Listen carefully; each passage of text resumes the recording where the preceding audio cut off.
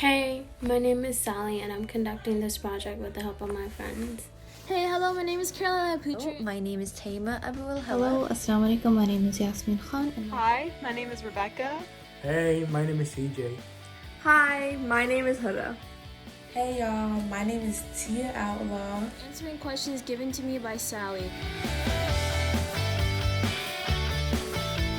I was born and raised in Doha, Qatar for 9 years. My parents are from Indonesia. They're immigrants. They came here around 20 years ago. They got married. My family is from Pakistan, and we are Punjabi, which is a prominent ethnic group in Pakistan. My mom is from Brazil and my dad's from the United States. My mom is from Bangladesh and my dad is from Turkey. Both my parents are from Mexico. My family is from Houston, Texas, and Kinston, North Carolina.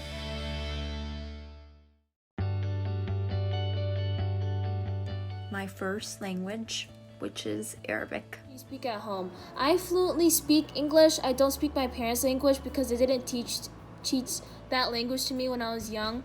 But I do understand what my parents are talking about when they speak their language. So yeah, I've been studying their language so I can speak it to my family members when I go back to Indonesia. The language I speak at home the majority of the time is English, but we also speak Urdu, which is the national language of Pakistan, or Punjabi, which is our mother tongue. States, and we speak English and Portuguese at home. Mostly my mom and I speak English, or my mom and I speak Portuguese. My family and I, we speak English at home. We usually either speak Spanish or English. My parents, they both speak Spanish, so I have to talk to them in Spanish. And my siblings, I can either speak to them in Spanish or English. At home, my family speaks English.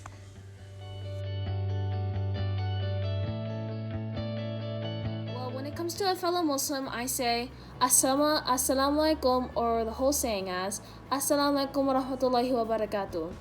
If I talk to my friend or something, I said, hey, hello, what's up, what's good, what you doing, you know. One in my language would be Ahleen, which translates to hello. In Pakistan, it's not really a normal thing to greet people by shaking their hands, so you can either verbally greet them and say Assalamu alaikum, which means peace be on you, but since that is a Muslim greeting and there are multiple religions in Pakistan, you can also raise your hand and salute someone and say adab. To greet someone in Portuguese, you'd be like, Oi, tudo bom? Which is, hi, how are you? There are different ways we greet people and we greet each other in both of my parents' home countries, but universally we all say Assalamu alaikum, which is the Arabic way to greet somebody. I think that the proper way you can greet someone is with a polite hey, or you can introduce yourself, ask them how their day was, and from there you can either keep on talking, or you can leave it at that, you know. It says like hi or like hey, something like that.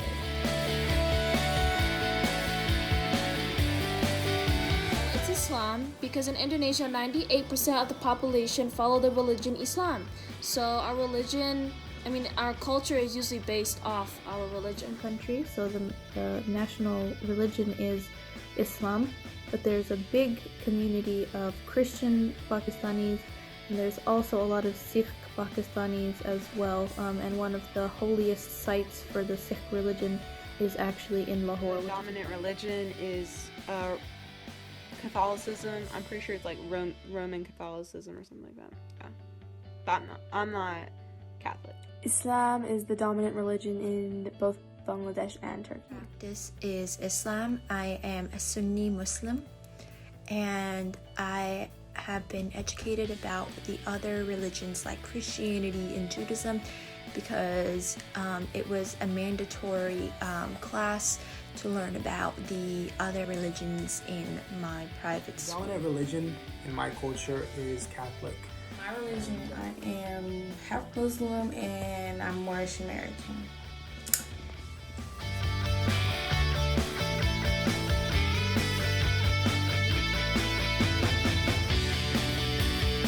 Culture. Well, I was born here in America, so I was raised around American culture. But with my parents, I think they were shocked that we eat a lot of junk food and obesity is really common around here. Mental health, that is a big one. Yeah, because my parents, they weren't educated about mental health until I was diagnosed with PTSD. So that's when I learned about my mental health and mental health in general, and that's why I want to become a psychiatrist. Other American culture, well, my dad, he was shocked that it snows over here in America, because in Indonesia there's not a lot of snow. There's literally no snow because it's a tropical country. One of the most important aspects of Pakistani culture is the familial aspect, where you can see this by people having multi-generational homes where grandparents, parents, and children would all be living together. So there's a great emphasis on tight family bonds and togetherness in our culture. So in Brazilian culture, one thing my mom had to kind of accept when she came here was like America's very independent. Like the culture here is very independent. In Brazil, when people go off to college, like family, you kind of follow them, kind of, so like to keep the family together, you like follow each other and you like stay together. So like families will move to different cities to be with their kids when you go to college, and so like it's like really different. It's not like that here. So like my mom had to kind of learn that I was like more independent, if that makes sense.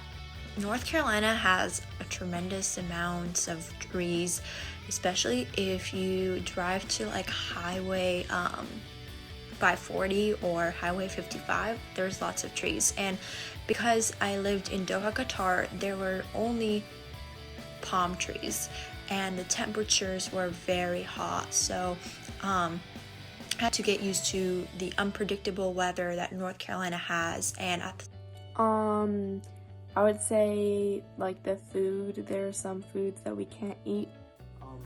I don't really think there was anything we had to accept in particular, you know, because I think we just accepted it as a whole, you know. There was nothing like really like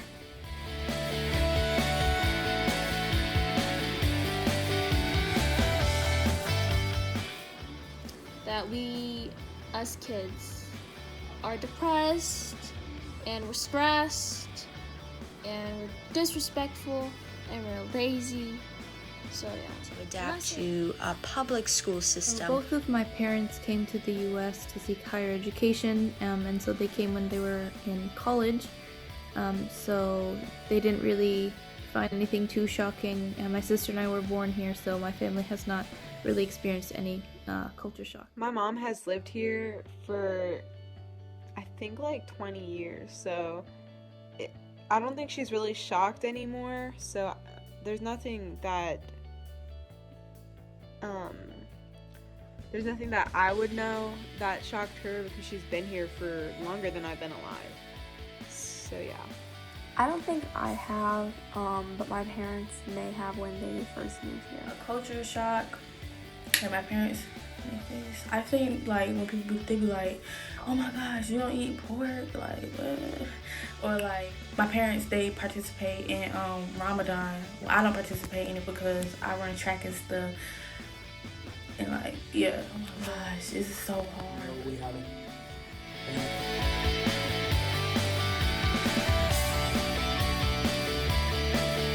I think one of the most important values in Pakistani society is the family values and the emphasis on strong family bonds.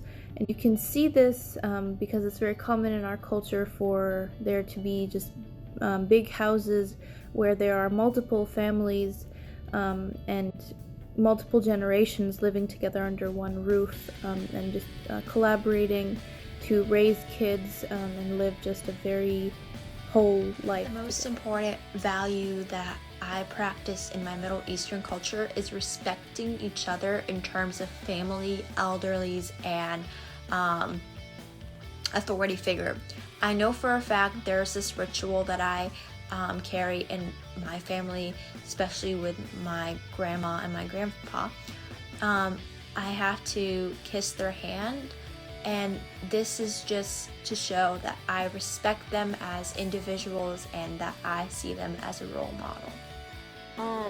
For an important value, I think a lot of people in Brazil, they give things like they try to help people as much as possible, so everybody's really giving. And even if you don't have a lot, then you still try to help others and like give as much as you can, which I think everybody's really compassionate. So compassionate and kind and giving, stuff like that, I think is really valuable. And most of the Brazilians I know are like that. An important value in both of my countries is respecting your elders. Sure. Like becoming a doctor, having a PhD, becoming rich, looking pretty, having a lot of money, having white skin. An important value, of course, is to always put your trust and faith in Allah. Important value in our culture, I think, is respect. I think we value that very highly.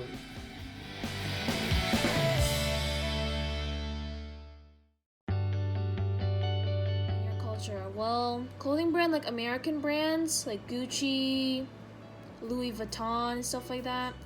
Clothing style, type of style, like wearing a hijab, wearing modest clothing. It really depends on the type of the person, so yeah. The style and the trend of clothing and brands really just depends on the area of Pakistan you're from. So in our area in Punjab, there are these very large and ornately decorated pieces of fabric called chadars that are worn by women over their other clothing, and those are very usually expensive. They're made out of fine fabrics, and there's a lot of emphasis put on these pieces.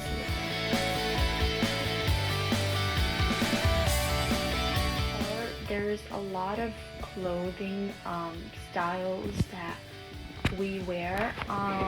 For instance, we wear something called an abaya, and an abaya is a black dress, and there is also jallabiya, and a jallabiya is a traditional dress that is to be worn for Eid, a Muslim holiday, or wedding, Urus, or just like very important occasions that we can't miss out.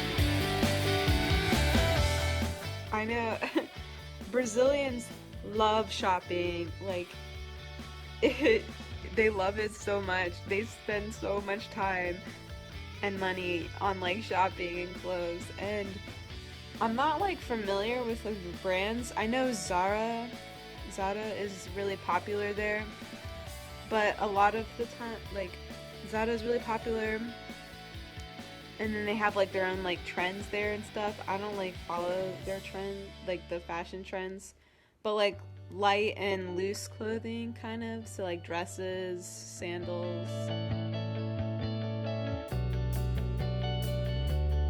Something popular in Bengali culture would be like their traditional way of dress called the sharis, and in Turkish culture it would be their tea.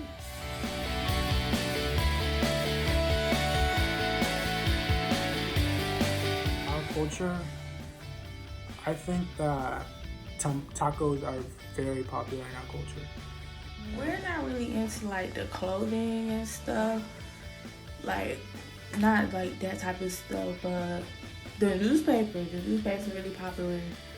Like there's like a specific newspaper that we get. Yeah.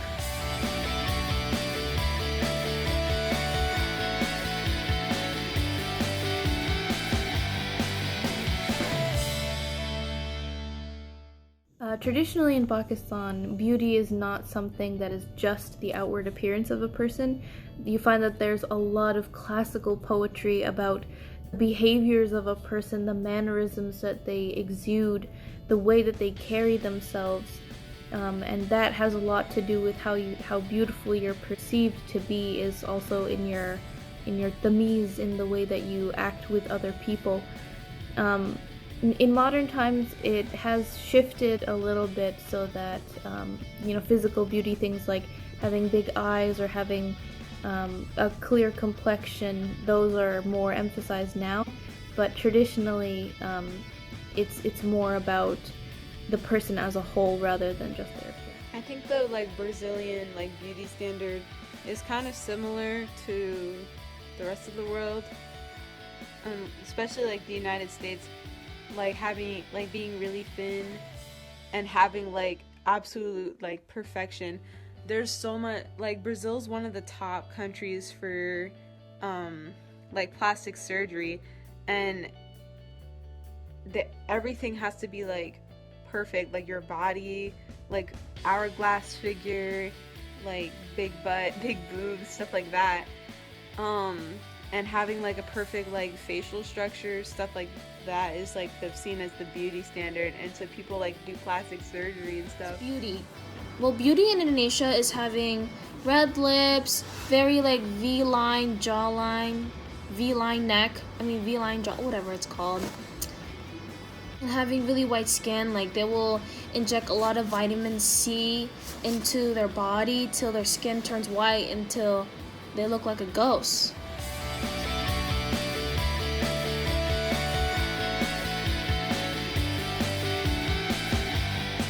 Beauty is not something that is fixed, it's something you create, and I think you can make beauty out of anything. So it's literally whatever you think beauty is, that's what beauty is, What is beauty? I mean, there's really like nobody can really say like what's beautiful, what's not, because beauty is in the eye of the beholder. What's beautiful to me may not be beautiful to you, so it really does depend.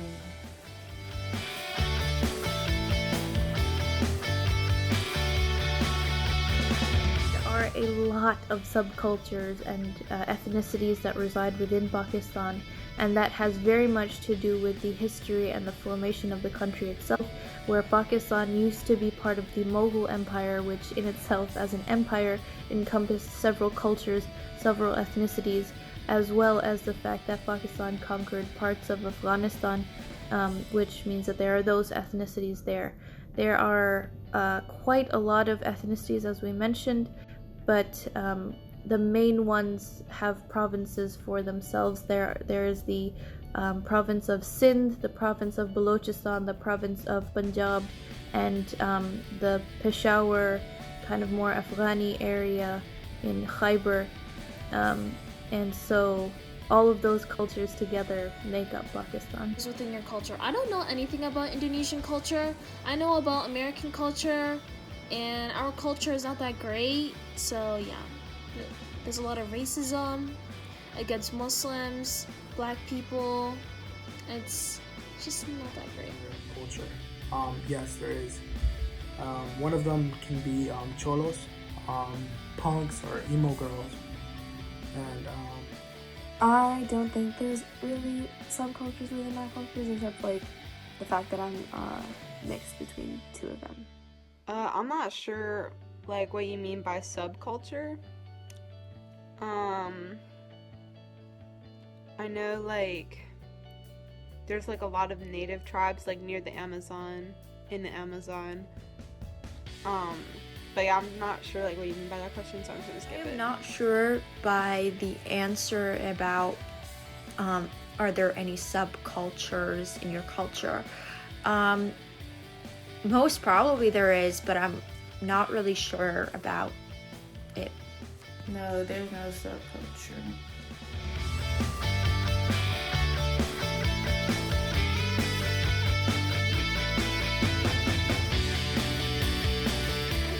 Don't really like Indonesian people because when I eat a lot, they call me fat. When my skin is brown, they call me ugly.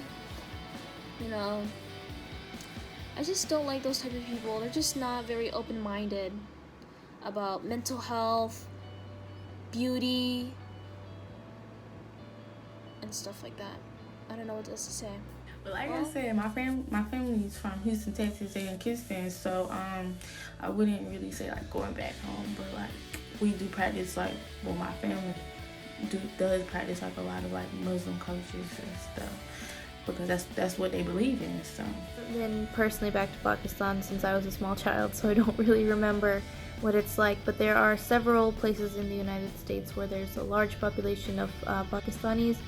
And it's very interesting. It's very nice to be able to interact with people who have that same background as you, to speak your language with people who understand it.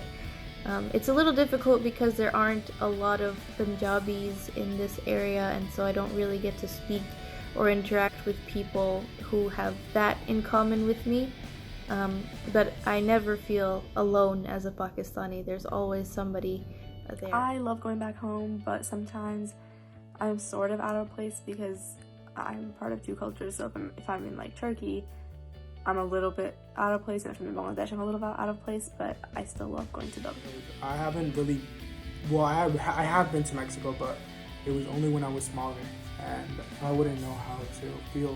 I'd probably feel very left out because I haven't been, how do I say it? I haven't really been around people with the same culture as I do. They have the same culture that I do. So, yeah. So I'm mixed. So I'm half white, half Latina. And so on it, this sounds, I feel like every mixed person says this, but honestly don't feel like I belong in like either country, because like when I go back home, like to Brazil, I know the language. I don't speak it well, but I know Portuguese, so I can like understand. But I still feel like I'm too like American to be Brazilian. But when I'm here, I don't feel like completely American either. Like, I don't know, I just don't feel like I belong in either country. Yeah.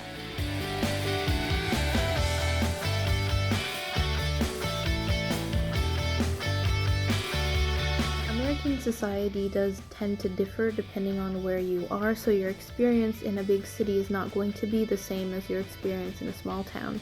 However, there are quite a lot of overarching themes and commonalities in the different cultures of America, and one of those things really is otherizing people who are different and you may not understand them, so there's a lot of stereotypes. Additionally, there is just the overarching theme of capitalism and kind of prioritizing that over a lot of other values. Living in America, it has advantages and it has disadvantages, meaning that if you're an American citizen, you get the benefits that the government provides, you know. And but if you're in a non-documented person in America, you really can't get those benefits. But you can still make a living here, you know. You can provide for your family, you know, or yourself, you know. And being part of the American culture isn't bad, you know, because I get to experience both Hispanic and American cultures. So getting both those experiences is pretty good. So, yeah. I feel like living in America is a blessing. My loyalty runs in America, and I love my culture. I love the music, the food, the arts, everything about it. But if you were going to ask me to choose between both of them, I wouldn't, because both of them make me who I am. Both of them have something special, you know? Both of them make me whole. And that's what's beautiful about having two perspectives and making it your own niche and making it your own special thing. It's nice to be in a place with a bunch of different cultures. Yeah, I like it.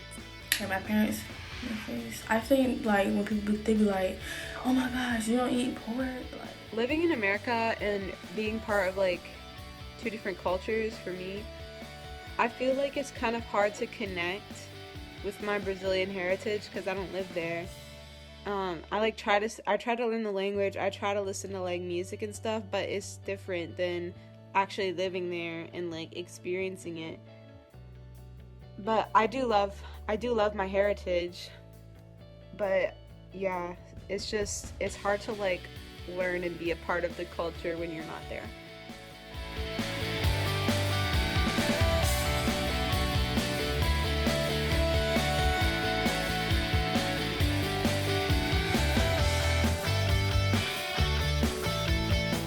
My favorite part from Bengali culture has to be their clothing, the traditional clothing. I love whenever I go to weddings and I get to wear them. And I love Turkish food. That's probably my favorite part of their culture, of their dessert and their meals.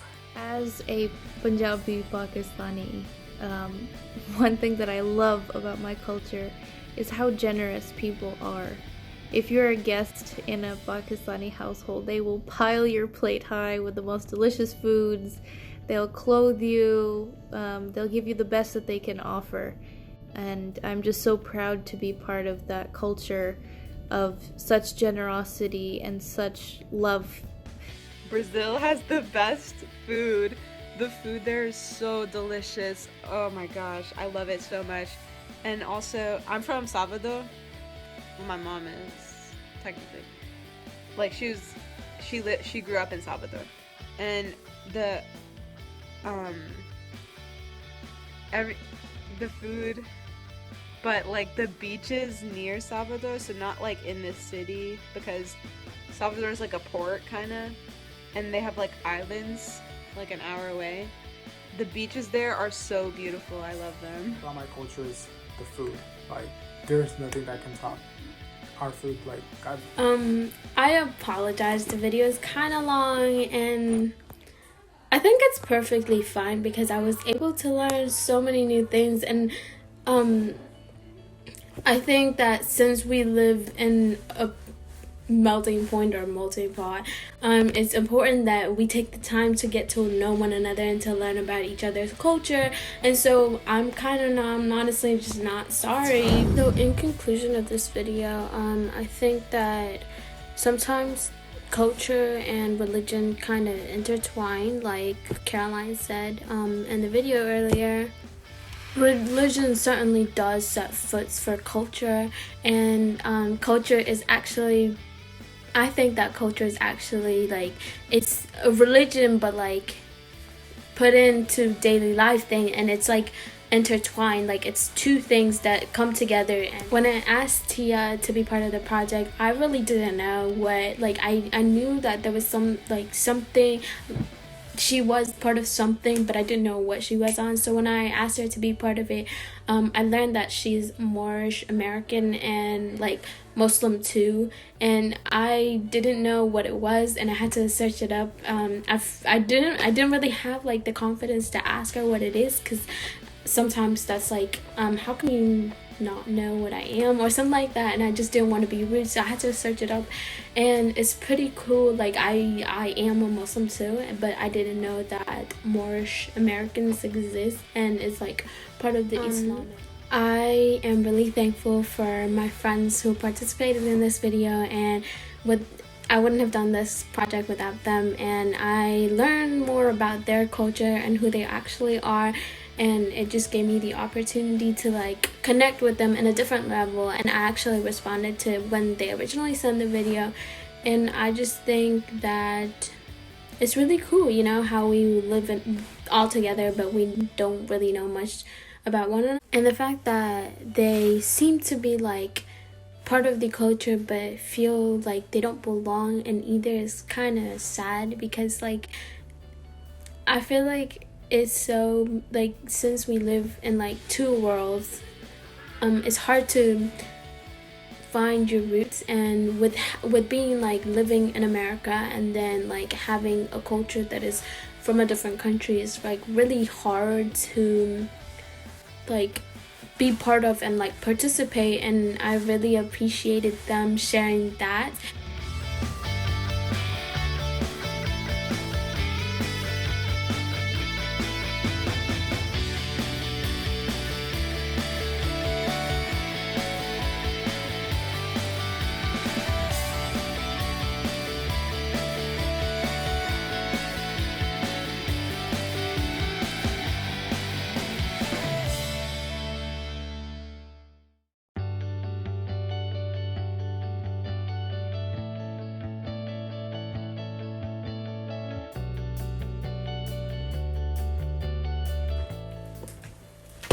That's the end of the video. Thank you guys for watching.